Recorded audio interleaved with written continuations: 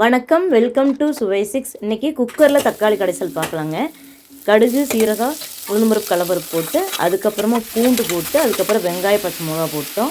இப்போ தக்காளி போட்டோம். மஞ்சத்தூள், மல்லித்தூள், மிளகாத்தூள், குழம்பு மிளகாய்த்தூள் எல்லாம் போட்டுக்கலாங்க. கொஞ்சம் மல்லித்தூள், மிளகாய்த்தூள் கொஞ்சமாக போட்டுக்கலாம். குழம்பு மிளகாய்த்தூள் கொஞ்சம் ஜாஸ்தியாக போட்டுக்கலாம்.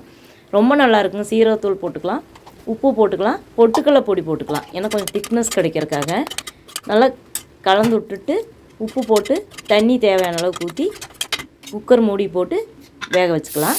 விசில் ஒரு 4-5 விசில் விடலாங்க, 6 விசில் கூட விடலாம். கடைசியில் ஒரு கடைஞ்சிட்டோம்னா இந்த மாதிரி இருக்குங்க. சூப்பராக இருக்குங்க. இட்லி, தோசை, சப்பாத்திக்கு அட்டகாசமாக இருக்குது. அதில் இட்லி தோசைக்கு ரொம்ப நல்லாயிருக்கும், சப்பாத்திக்கு ஓகே அந்த அளவுக்கு தான் இருக்குங்க. நல்லாயிருக்கும். உங்களுக்கு என்னோட இந்த சுவை 6 சேனல் பிடிச்சதுன்னா சப்ஸ்கிரைப் பண்ணி சப்போர்ட் பண்ணுங்கள். என்னோடய இல்லத்தரசி கோலம் சேனலையும் பாருங்கள். தேங்க்யூ ஃபார் வாட்சிங்.